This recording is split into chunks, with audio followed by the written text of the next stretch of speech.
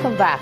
If you've just joined us, you're watching the news at 10 on Channels Television, coming to you live from Lagos. A reminder of our top stories. Federal government to end importation of fuel by 2019, set to roll out new national oil policy for the sector.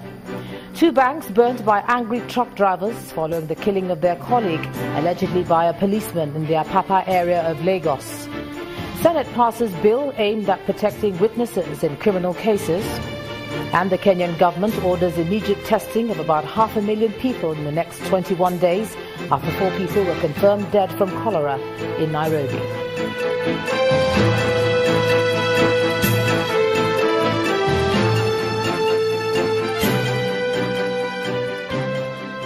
And a quick reminder to you that for more on our top stories and others, please visit our website, channelstv.com and youtube.com/channelsweb. And log on to m.channelstv.com to watch us on your mobile device, or download the Channels TV app for Android, iOS and Windows devices from their respective stores.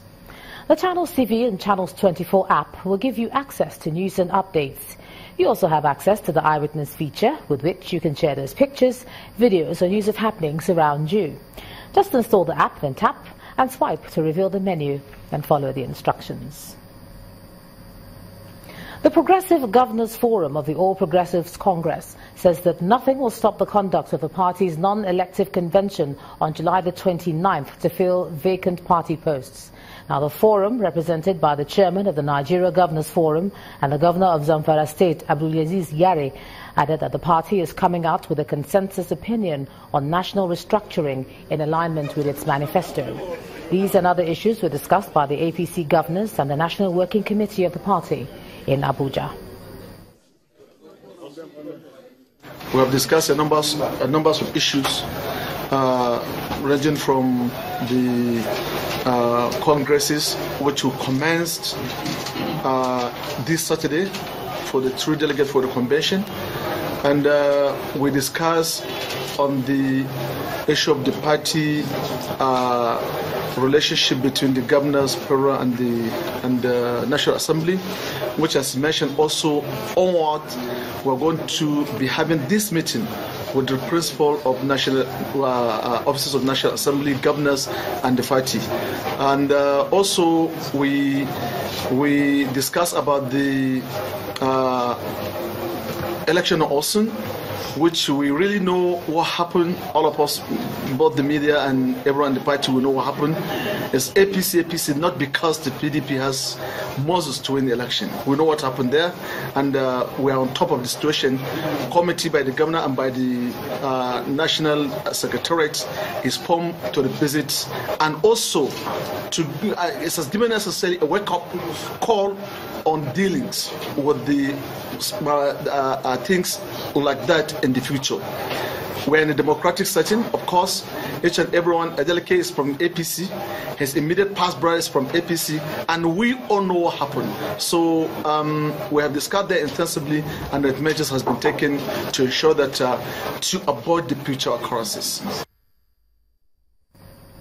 Meanwhile, governors are currently meeting at the presidential villa. Also present at the meeting going on is Inspector General of Police Ibrahim Idris. There are no details yet on the meeting, which is holding behind closed doors, and we'll bring you the details as soon as we have them. No cause for alarm, and that's what Nigeria's former president, Chief Olusegun Obasanjo, appears to be saying about the various ethnic agitations in the country.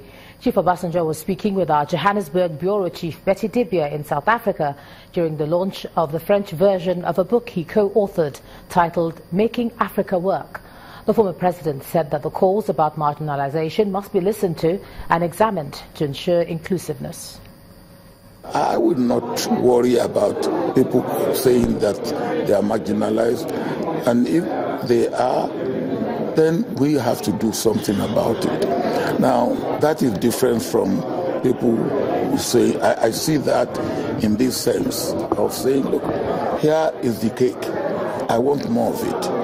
There's nothing wrong in saying you have a national cake and you want a little bit more.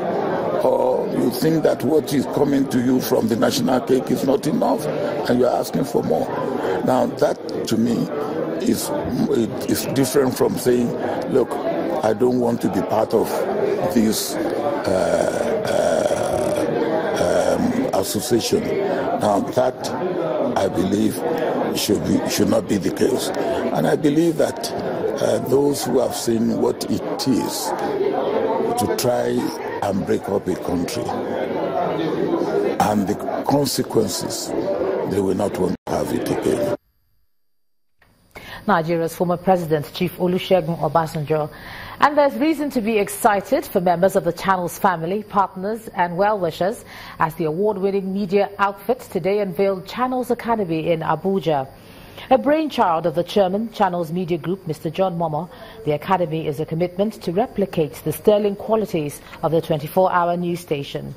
In the last 4 months since the academy commenced, it's trained over 60 young Nigerian journalists. Your Excellency. If we, as journalists, are in the business of gathering information, interpreting it, and spreading it, then we certainly have more means than ever to do so. But the big question is, do we have the capacity to take advantage of these new opportunities? It's a question that has led us to think about the need for capacity building, which is the whole idea behind the Channels Academy. It's not by magic that Channels Television is #1 television in the whole of Africa. 2, it is not by accident.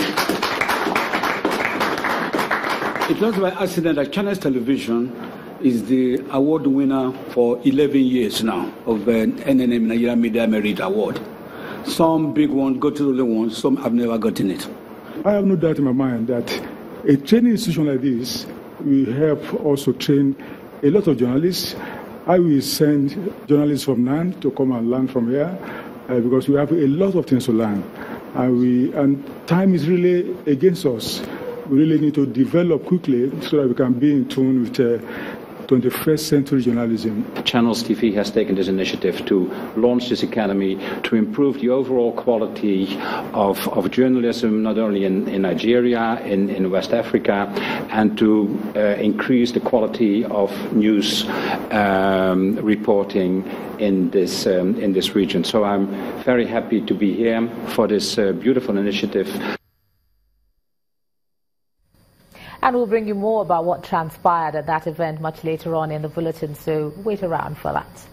Now let's move on. The Kogi State Governor, Gov Bello, has ordered a ban on all activities on the academic staff unit of universities in the Kogi State University, Aingba, with immediate effect. Governor Bello, who gave the directive in Lokoja shortly after the State Executive Council meeting, says that the move became necessary following the union's refusal to call off its 7-month-old strike, even when about 90% of their demands had been met by the state government. He says the management of the university is to monitor compliance to the directive, while the governing council has been directed to begin the process for the recruitment of suitably qualified persons to fill vacancies that might exist following the development. The governor also asked security agencies to be on standby to prevent any breach of law and order. KSU activities related to their strike of about 7 months have obstructed and disrupted the provision of essential services to wit education, thereby occasioning psychological trauma and irrevocable loss to the lawful recipients of same. Accordingly, the Kogi State government hereby makes proclamation and declares all activities of the Academic Staff Union of Universities, ASUU in Kogi State University, Aingba, effective from today, 19th July 2017. 2 warring communities in Cross River State, both in Oba local government area of the state, have agreed to cease hostilities. They have also signed a peace accord that's expected to ensure that they live without rancor. The facilitator of the peace deal, Mr. Chris Sagara, said he'll liaise with the government to address the root cause of the clash. A long walk for peace, signaling the end of communal fighting between Ababene and Iyamite communities. finally they can all sleep with their eyes closed as they gather to settle their differences and chart a new course together for growth. The exchange of goats is a common feature here to show that indeed they can tolerate one another. And then the elders exchange pleasantries. It is the youth that will build a nation tomorrow. If they go into drug addict, then they jump into fighting themselves. It is they themselves who will go and kill themselves, and by tomorrow we will not have governors. Chris was a youth. I and myself was a youth. If we have killed ourselves when we were young, we will not be here. So let the youth be away from crime. I have advised the youth that today, because if even the youth themselves know that this crisis is not supposed to happen again, because they are the people who used to suffer. The facilitator of the peace agreement, Chris Agara, wants the people to live together, assuring them that he would work with the government officials to address the root cause of the problem. Oh, I'm very excited. You can see yourself, all the chiefs, all the youths, the women, the children, everybody. And the response is unprecedented. And I think the reason why it is so is because everybody loves peace. Everybody wants peace. Some people are forced to do what they are not doing, not because they like it, but because because of the circumstances. But all that now has ended and there is peace now. What we have succeeded in doing is to make sure that we bring peace to these communities. Next step we're going to take now, when this communique is going to be properly implemented, is to move the other communities from there to visit this one and visit the other communities that other way, so that there will be visitations. Our aim is simple. We just want peace. Obubra has been so maligned. Obubra is one of the oldest local government areas. And for us to have development, there is need for us to get going. And these are the reasons why we decided to bring this boat today. And what you're seeing has happened. With these two communities taking the lead, there are hopes that other warring communities in the state will follow the path of peace to end incessant killings arising from communal clashes. When the news at 10 returns, Nigeria Mortgage Refinance Company is set to launch second tranche of 20 billion naira bond issue on the capital markets. That's on business. Do join us again.